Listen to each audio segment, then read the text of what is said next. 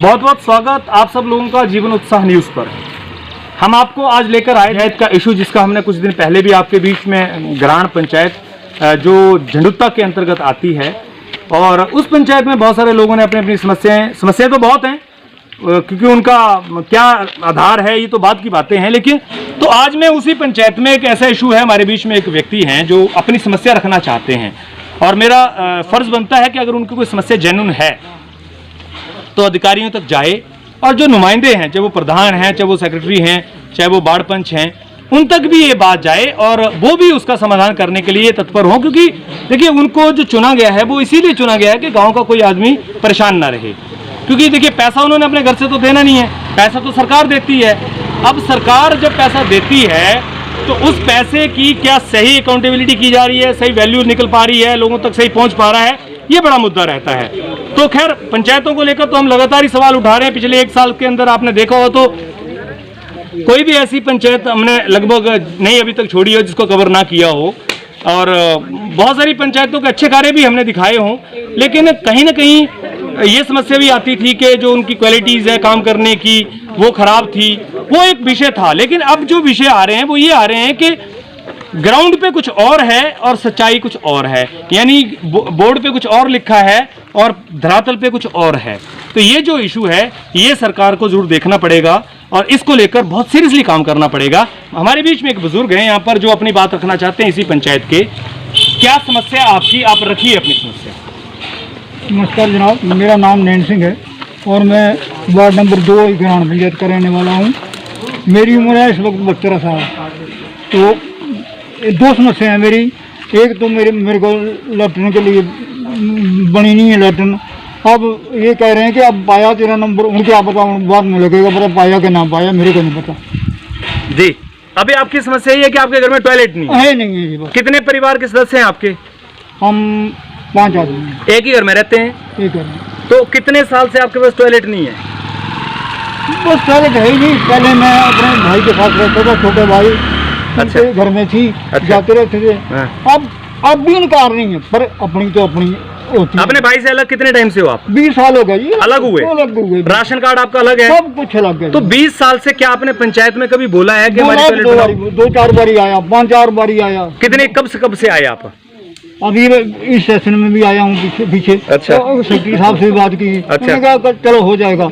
अब कह रहे हैं कि आपका नंबर आया हुआ है। अब पता नहीं आया कि ना आया, भगवान जाने की। मतलब अभी आपकी समस्या ये है कि आपके घर में टॉयलेट नहीं है? नहीं है। ठीक है, कोई नहीं। अभी दूसरी समस्या और है जी कि मेरे को पेंशन लगी थी बंद जी 1994 में। वो 1994 में लगी। उसके बाद मतलब शायद प्लस में 47-48 साल का हूँगा मैं उसको। इस वक्त मेरी उम्र 72 साल है। वही जो पेंशन थी मेरी वही रहेगी, लोगों को बढ़ गई और मेरी को पेंशन नहीं बढ़ी आज तक। ठीक है। वो आपने वेलफेयर ऑफिस में कभी अपने वार्ड पंच 3-4 बार वेलफेयर ऑफिसर वाले यहाँ आए थे जी। मैंने उनसे बात की, वो कहते थे कि चलो जाकर। कितनी पेंशन मिलती है आपको भी?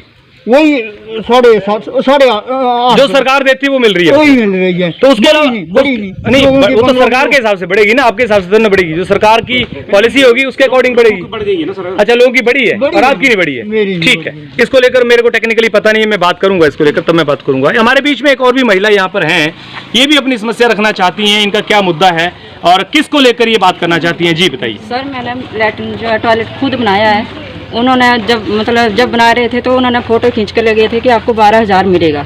उसके बाद हमने कई बार कंप्लीट की, हमें कोई पैसा नहीं आया। अच्छा, आपने टॉयलेट खुद बनाई है और फोटो खींच के ले गए कि टॉयलेट का पैसा आपको 12,000 रुपये मिलेगा? कब की बात है ये? जब सर आप ऐसे सोच लो, जब 12,000 मिलता था तब उस टाइम की बात है। कितने, 2 साल, 4 साल, 5-6 साल की बात? 4-5-6 साल पहले थे। यहाँ पर हमारे इसी गाँव प्रधान, आप इसी पंचायत के हैं, हमारे बीच में प्रधान जी भी यहाँ पर हैं उस टाइम के। हम इनसे ही बात करेंगे। जी प्रधान जी, ये महिला, अब कोई नहीं बीच में बोलेगा, अब सिर्फ इनकी बात होगी। प्रधान जी, इन महिला ने ये कहा है कि टॉयलेट इनके घर पे बनाई थी तो ये बोला गया था कि भी आपको 12,000 रुपये मिलेंगे। इनका ये सामने आरोप है कि इनको पैसा नहीं मिला। आप उस टाइम प्रधान थे, ऐसा क्यों? पता नहीं किस परिवार है, मुंह बंद हो जाए कल को दिशा। परिवार का नाम? जयराम सर, श्री जयराम के परिवार के हैं। गुमारपुर। अच्छा। हाँ जी। तो लैट्रिन बनाओ दी नहीं? बना दी मामा जी, लैट्रिन बनाई है, लेकिन ये कहा था कि आपको लैट्रिन का फोटो खींच के ले जा रहे हैं, 12,000 रुपये आपको मिल जाएगा। नहीं पंचायत का लिस्ट पता कितना है हम नाम लिस्ट जाया कि नहीं आया ये नहीं हमने पता किया, लेकिन बोले क्या पंचायत ने तो कोई चिट्ठी इशू की थी, आप लेटर बनाइए। एक मिनट, किसने आपको बोला था कि टॉयलेट आपकी जो बन रही है इसमें आपको 12,000 रुपए मिलेंगे? ये इन्होंने बोला था, प्रधान जी ने बोला था जी, कि फोटो भी खिंचवा कर ले थे, शायद बीरी ने खिंचवाया था उस टाइम फोटो, तो फोटो भी मेरे ससुर का फोटो होगा। ठीक है प्रधान जी सामने। प्रधान जी ये कह रहे हैं कि आपने ही बोला था 12,000 देने के लिए। देखिए मेरे टाइम में जब 2015 तक में प्रधान रहा ना जी, उस टाइम में 12,000 सर्वे हुआ था हमारा जो कुंजल सवाल और 12,000 का जी, उस टाइम में पैसा रिलीज पंचायतों को नहीं मिला था जी, ये पैसा मिला 2016 के बाद।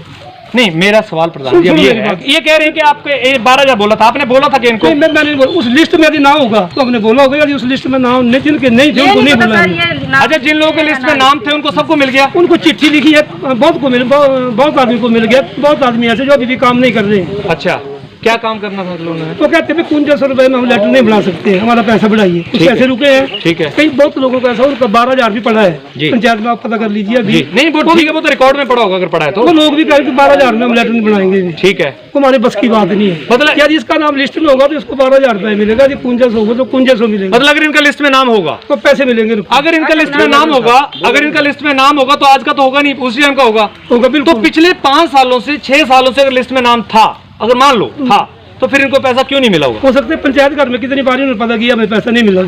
ये पंचायत घर जाकर एक मिनट, हाँ जी, हाँ कोई नहीं, हाँ जी आप एक मिनट जी आप चुप रहेंगे। हाँ जी, इन्होंने कहा कि जी पंचायत घर में आपने पता ही नहीं किया कि पैसा मिल। सर पापा जी जाते थे, बोलते अभी मिलेगा, मतलब वो लारे लगा रहे थे, लेकिन हमने फिर उसके बाद पता ही नहीं किया, क्योंकि मेरे पति भी है RTBP में, हमें ऐसे जरूरत नहीं है, लेकिन जब सबको मिल रहा है तो हमें क्यों नहीं? ठीक है, ठीक है, ये बहुत बड़ा प्रश्न यहाँ पर। अब ये देखिए सच्चाई फैसला तो कौन करेगा? ये कह रहे हैं कि हमें पैसा बोला गया था देने के लिए, फोटो खिंचवाया था, प्रधान जी कह रहे हैं जी लिस्ट में होगा तो मिल जाएगा। ऐसा नहीं सर, लेकिन ले प्रधान जी को लीजिए। हाँ जी, ऐसा कुछ लोगों में ऐसा भ्रम पड़ा है जिन्होंने बाद में शौचालय बनाए हैं ना जी, अब गिदड़ू लगी है, अब इसको पैसा मिला तो मुझे मिलना चाहिए। नहीं फोटो खींचा इनका नहीं खींचा, मुझे इस बात का बताइए, पैसा उसी आदमी को मिलेगा जिसका नाम उस लिस्ट में है, 4900 वाली लिस्ट में और 12,000 में। नहीं तो उनका नाम क्यों नहीं आ सकता लिस्ट में? इनका उसमें नरेगा में आ सकता है। नहीं उस लिस्ट में क्यों नहीं आया होगा? तो क्या कारण रहे होंगे? हो सकता है उस टाइम के पास शौचालय हो। नहीं वो तो कह रहे हैं शौचालय था नहीं, सीट रखी हुई थी, इनके घर में शौचालय होगा तो इनका सर्वे में नाम नहीं आएगा।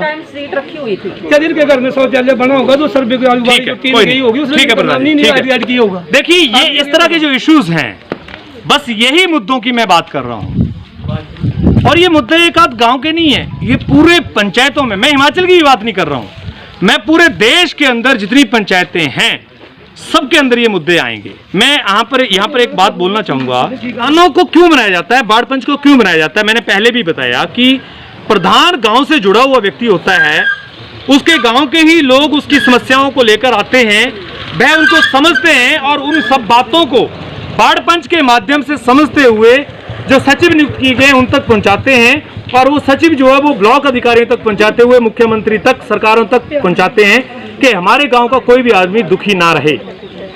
लेकिन क्या हो रहा है, ये तो समस्याओं को अगर उठाने लगेंगे तो कई साल लग जाएंगे, पूरी जिंदगी निकल जाएगी एक मीडिया की जो इन समस्याओं को अधिकारियों सरकार के सामने लाता रहे। लेकिन साहब देखिए, इन समस्याओं का मोटिव ये नहीं है कि हम कोई पंचायतों को गलत कह रहे हैं या लोगों को गलत कह रहे हैं। हमारा मोटिव ये है कि ट्रांसपेरेंट क्यों नहीं है, क्यों ट्रांसपेरेंट पॉलिसी नहीं बनाई जाती है, क्यों प्रधानों की, वार्ड मेंबरों की अकाउंटेबिलिटी तय नहीं होती है, क्यों गांव के लोगों को यहाँ इकट्ठे होकर बैठना पड़ता है, एक एक आदमी को जो यहाँ पर अपनी बात रखता है। तो मैं यहाँ पर ये बात जरूर रखना चाहूंगा कि गांव के लोग हैं, हम भी ज्यादा भीड़ नहीं इकट्ठा करना चाहते क्योंकि आजकल वैसे कोरोना चल रहा है, सोशल डिस्टेंसिंग का रहता है, लेकिन लोगों को समझाएं कैसे, बहुत मुश्किल है। लोग अपनी समस्याओं को लेकर इतने त्रस्त हैं कि सरकारें पूरी तरह से व्यस्त हैं, उनको मतलब बड़े बड़े घोटालों की तरफ जाने का है। ये जो गांव के छोटे छोटे समस्या हैं उनकी तरफ कौन जाएगा? और यहीं से एक विधायक, यहीं से एक MP, यहीं से एक मुख्यमंत्री और प्रधानमंत्री वोट मांग के जाता है कि आप हमें वोट दो, हम आपकी समस्याओं का समाधान करेंगे। साहब समस्याएं तो बढ़ा रहे हो आप, कर कहाँ रहे हैं? समस्याओं का समाधान अगर कर रहे होते तो ये लोग यहाँ पर ऐसे नहीं खड़े होते, ये निराश खड़े नहीं होते, ये लोग आज किसी को कटघरे में नहीं खड़े कर रहे होते। क्योंकि हमारे देश की सबसे बड़ी विडंबना है कि हम बातें तो बड़ी बड़ी करते हैं भ्रष्टाचार को मिटाने की, लेकिन भ्रष्टाचार की जड़ तक हम पहुंच नहीं पाते हैं। ये चाहे मुख्यमंत्री महोदय हो, आप हो, एमएलए साहब हो या दुनिया का कोई भी अधिकारी कर्मचारी हो, ये सब बातें जो है खोखली नजर आती हैं जब ग्राउंड पे आकर इन लोगों की समस्याओं को देखा जाता है। बहुत व्यथा भी होती है, बहुत दिल में दर्द भी होता है कि हम किस देश में जी रहे हैं, किस देश की बात कर रहे हैं, किस समाज की बात कर रहे हैं जिसका शोषण हो रहा है। करोड़ों रुपए सरकारें दे रही हैं, कोई हिसाब किताब नहीं है, लेकिन उस करोड़ों रुपए के बाद भी उन गांवों की हालत वही की वही है। कोई बदलाव नहीं हुआ, ना लोगों के जीवन में, ना वहां की कार्य जीवन शैली में, और ना वहां की स्वास्थ्य और सुविधाओं में। आप अस्पताल देख लीजिए, स्कूल देख लीजिए। ये देखिए, मैं एक स्कूल दिखा रहा हूं आपको। ये स्कूल का ग्राउंड छुट्टियों में किसी ने ये नहीं सोचा कि इसको साफ भी कर दे, क्योंकि कोरोना की वजह से 2 चौकीदार गार्ड रोज यहाँ पर रहते होंगे। कभी किसी ने नहीं सोचा कि यहाँ पर कोई सफाई भी कर दे। यहाँ पर बच्चे खेलने भी आ सकते हैं। वो देखिए सामने टॉयलेट खुले पड़े हुए हैं, सब कोई फर्क नहीं पड़ता, किसी को कोई फर्क नहीं पड़ता। सिर्फ अगर कोई फर्क पड़ता है तो उन लोगों को जो समाज के प्रति आवाज उठाते हैं और उनकी आवाज को भी दबाने का प्रयास किया जाता है, उनको भी उठाने का प्रयास नहीं किया जाएगा। आखिर क्यों उस व्यक्ति ने आवाज उठा दी, बस यही एक बात आती है। खैर, बहुत सारी बातें हैं, लेकिन आप सब लोग समझदार हैं, जरूरत से ज्यादा समझदार हैं, इसलिए आपको समझाने की आवश्यकता नहीं है। बहुत बहुत धन्यवाद आप सब लोगों का। न्यूज को शेयर जरूर कीजिएगा और साथ में कमेंट जरूर कीजिए, आपकी क्या राय है इस खबर को लेकर, इस समाज की, इस जो भ्रष्टाचार की दौड़ी हुई है, चाचा भतीजाबाद जी की जो कहानी चल रही है, कौन खत्म करेगा इसको। Thank you very much.